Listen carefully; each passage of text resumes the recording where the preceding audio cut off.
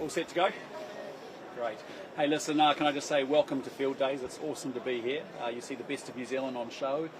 Great innovators, great ingenuity in hand here, and a sector that's doing incredibly well, whether it's dairy, whether it's red meat, whether it's horticulture, whether it's wool. We're actually selling a lot to the world. We've had $17 billion growth in our exports. We now have a trade surplus for the first time in 5 years, and even in the middle of a fuel crisis in April, we had a $2 billion trade surplus. A lot of it to do with the efficiency and the great products that we're selling out to the world from here. So with that, happy to take your questions for the day. Can you give us a bit of detail around these 6 projects? How are they going to be environmentally friendly? Why are we choosing these ones over potentially other ones? Just any more detail? Yeah, the projects are designed to make sure that we can showcase to our farmers how we can generate more value and more productivity. We want them to be producing more. We want, in a world that's uncertain, we want national security. A big part of that is financial security, and a big part of how we do that is making sure our farmers can produce more and be more productive. And so having these 6 models in different sectors to talk to, so we can show examples of how we could create $10 billion more revenue over the next 5 to 7 years by maximising and optimising land use is a really good case in point. But Todd, I'll let you say a few more words on it. Yeah, Ian, thank you so much. Well, the projects have been pulled together with the private sector themselves. Many of them are driven by them. If you look at, for some of them, it's around how you can farm better to reduce nitrogen into waterways, whilst at the same time boost production and productivity. And through better farming practices, in many cases they look at different grasses and so on. To your question about why those ones, I expect over the coming years there will be many more projects as well. Think of this as a way to take, great ideas from New Zealand, test them on farm, to prove them as concepts, and then they get rolled out. We have to produce more to sell to the world. It's how we provide, better jobs and better services to New Zealanders, but it can't be at the expense of the environment. This is the way that we actually get to do those two things together. Use science and innovation to meet environmental obligations whilst increasing production. And just in terms of emissions, we've been talking for years about rolling out new technologies on the farms to bring down emissions. Are we moving fast enough? Well, we are, but ultimately we're committed to New Zealand's obligations by 2050. We've had a scientific review and based the targets for agriculture to do its bit in there. But ultimately, if you look at some of the companies, south from Frontier to some of the meat companies, they are incentivising through payment change on farm. But the government's merely joining them. So, announcements around it is the private sector finding those solutions for themselves. The government has a role to play, but it gives farmers choice. It doesn't force them. And the one thing that's very, very important is not taxing them.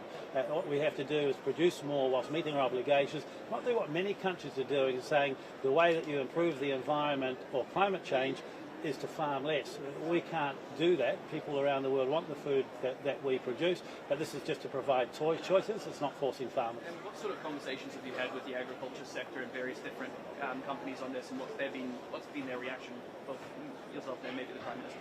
Yeah, we'll look very positive. The idea around the land use flexibility, backing New Zealand farmers and growers to feed the world, came about around 18 months ago. It started a conversation that says, where the current government has fixed the rules and regulations, got costs down and simplified them to make it easier for farmers to meet their obligation, how do we then produce more to sell to the world? So we've developed this over the last 18 months with a lot of effort and thought put into it. I think that's why you've seen more than 30 organisations and companies join the government and put their own money into this concept. They want to prove these technologies and innovation on farm, so in turn they can go out to their customers overseas and say, New Zealand farmers continue to meet their obligations, they're improving the environment, but here is some more high quality food that you should pay more for. There's been a shift under our government. We're about growth, and as a result, we want more productivity out of this sector, and we want more revenue out of this sector. So that does mean we are going to produce more. And actually having a program about land use flexibility and making sure it's optimised, and the fact that there could be up to $10 billion sitting there over the next 5 to 7 years by optimising our land use, by taking on things like water storage in order to be able to put kiwi fruit, for example, up in Northland, which creates a huge amount of opportunity for a regional economy like Northland, which we know has been challenged, is a good example of what we're doing.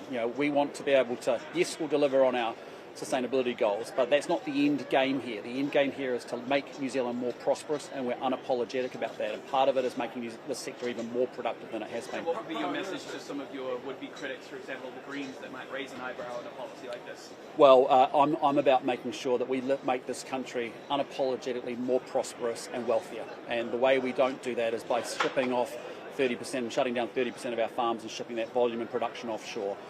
We are focused on making sure we grow this country. That is a priority for us because that's actually how we lift incomes and that's how we give people jobs. Why is it, a couple of questions on emissions? The announcement today, why is it important to work to create this technology to reduce emissions? Well, we've actually had our Agri-Zero Fund. We've got, I think, up to $450 million in it. We've got 16 to 18 projects. We've actually now moved them from ideas into actually really testable projects, and actually some of them now ready to be deployed. We think we can be more sustainable, and we think we can be more productive at the same time by adopting more technology. Some farmers don't want to use it though unless it is productive. They're not going to take it unless it actually enhances their production. Correct. How do you deal with that? Well, that's up to farmers to adopt. We just need to be able to provide the tools, and it's up for them to choose which tools they do or don't want to use. Should we pay them to use it though? Because we need to get our emissions down. No, we need to grow our economy, and that's our primary our primary focus is more productivity, more growth out of agriculture. We've also got a program of work around reducing emissions, but that's through our technology. But our primary end game here is not just reducing emissions for the sake of reducing emissions. It's about actually growing our economy, and we think we can do both through adopting technology. On the topic of emissions, when will the government see on the pathway to hit the first NDC target? Well, again, we've talked about the fact it's going to be difficult and tough. NDC 2030 was very disconnected from our own net zero 2050 goal.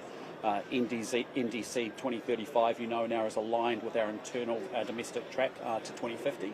We're going to do everything we can, but I want to reassure everybody we're not sending billions of dollars offshore. Will you tell Kiwis though what action the government will take? Well, we've got a long way to go. We've got a wee way to go. We're going to keep. Sure, but we're going to keep going, and we're going to keep doing everything we possibly can. But I also say our commitment is delivering on net zero 2050.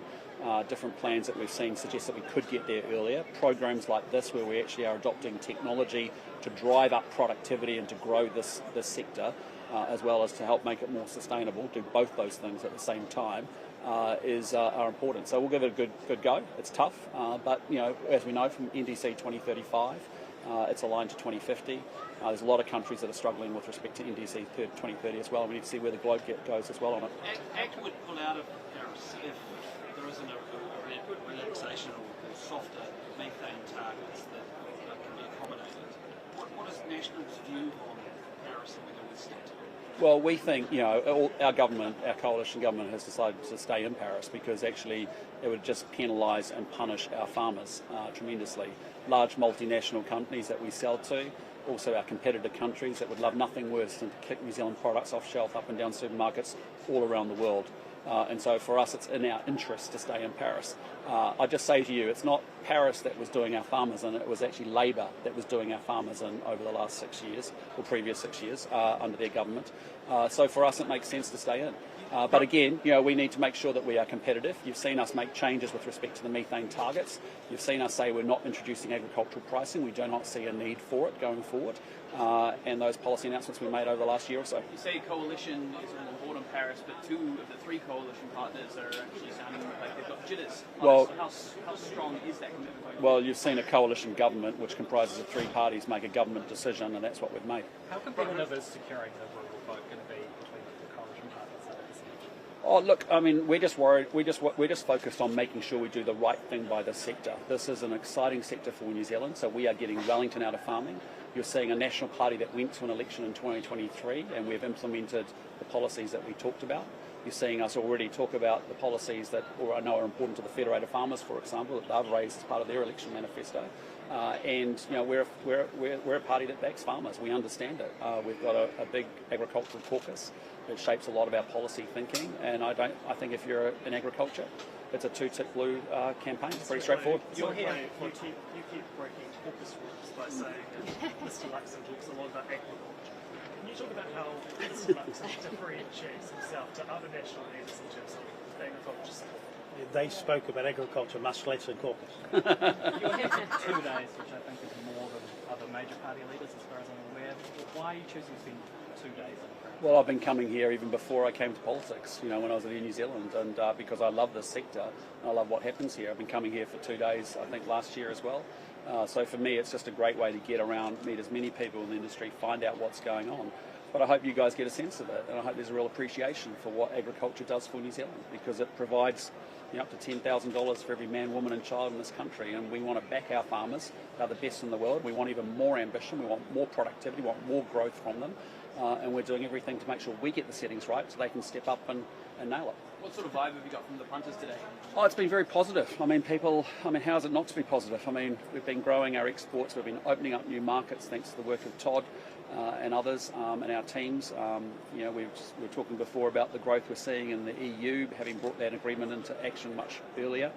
The growth that we're seeing in the UK, the GCC and the UAE minister is here, and we were talking with him just before about the opportunities we see in that region as well. So, for us, it's about creating lots of optionality for the sector, and then getting out of the way, getting Wellington out of farming, getting rid of the dumb regulations that have existed that have held them back for so long, and then getting them on and let them get on with it. And you would have caught The up with sun is shining. The prices are good. They've got a government that's on their side. It's a happy day at Fieldays.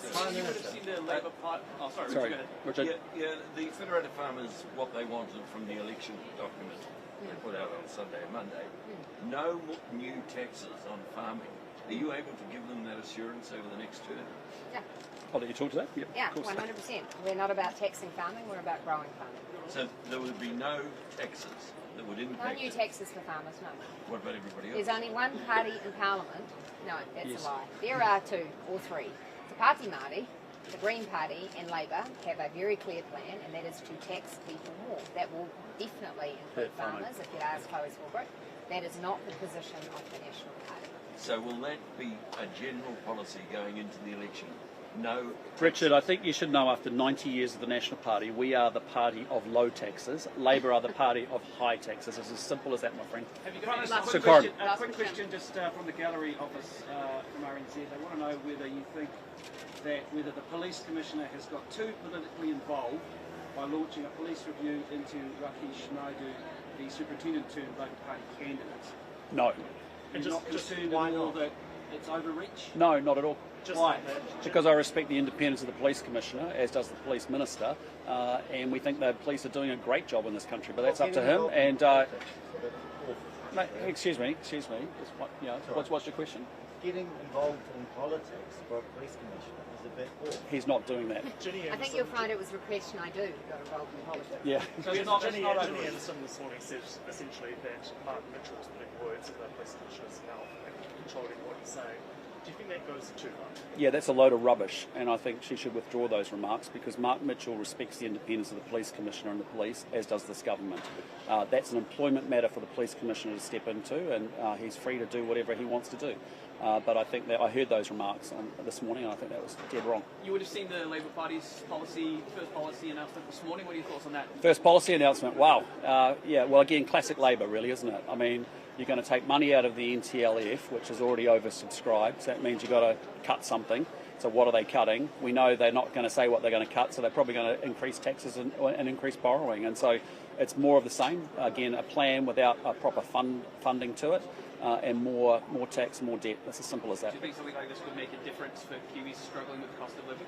Well, I'll tell you what makes the difference is actually getting economic growth into this country, and you see that here with the sector, with the jobs that are being created. You've seen it through Nicola's budget that we've announced with 220,000 new jobs due here in the next 4 years. You see it with a 2.7% growth rate, and most importantly, you see the biggest thing to help with affordability is actually wages growing faster than prices, and that's projected in the next 4 years as well. Is there enough money in there to pay for the nationalist promises, particularly those roads? Yes. Yes. And look, I just think today's announcement is lacking credibility because there's no explanation of how they'll pay for it. So how can Kiwis rely on a commitment if they're not telling you how they'll pay for it? And it's classic Labour. They don't know how they're going to pay for things. So what ends up happening? They end up taxing you more. And that's what the risk is with their policy approach. Let's be clear about what the Land Transport Fund does. It maintains roads, it builds local roads, it looks after core public transport services. And what Labour have effectively said today is we'll be cutting that fund to pay for our policy. What they haven't told you is what they'll cut. Now, if they don't set that out, they haven't passed the credibility test. These are the people who trashed the books. I would have thought if I were Barbara Edmonds, the number one thing I would have wanted to achieve today is to demonstrate that I'm credible about costings and money. It's to me an extraordinary approach to just say, well, we haven't worked out how we'll pay for it yet, we'll cut something somewhere, can't tell you where. Yeah, we've seen it also with the Future Fund. I mean, we can't talk about the detail of that apparently because of treaty implications. We've seen it with the CGT process about how you're going to start the valuation of property with the number of value. You know, it's just not thought through. So they're bumper stickers and slogans. They're not actual serious policy to take the country forward. Quite a lot of economists think that the $2.9 billion giveaway to landlords was in fact the cause of the recession. No, I'm actually very proud of the fact I put our housing record up against the Labor government any and every day of the week. Houses are more affordable than they have been.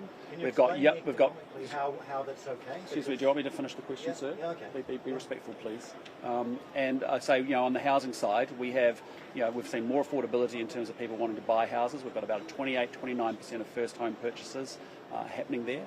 With respect to rentals, rent went up $180 a week under the Labor government. Under our government, rents are stable, if not declining, and part of that is restoring the interest deductibility to make it a legitimate business expense, which it is in every single business and every single accounting treatment.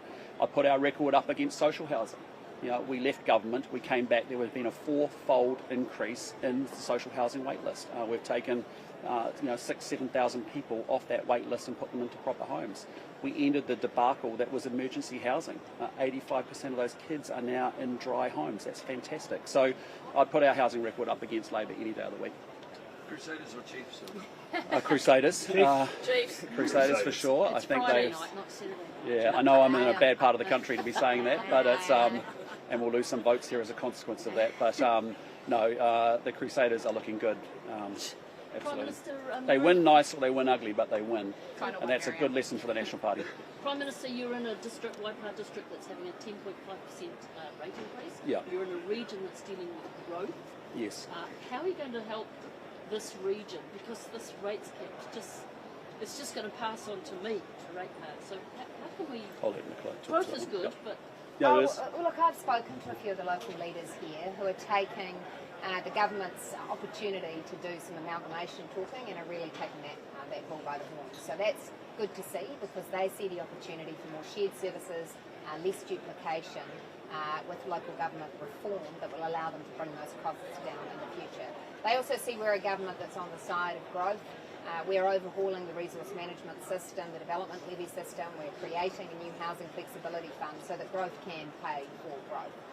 So I'm confident with our reforms to local government and our approach to supporting infrastructure development that we can get those rates down. But, at the end of the day, we are capping rates as a government because we will not tolerate that level of rate increase. Okay. And the delay in the Southern Links, the road's going to be even worse after this week, after these 4 days.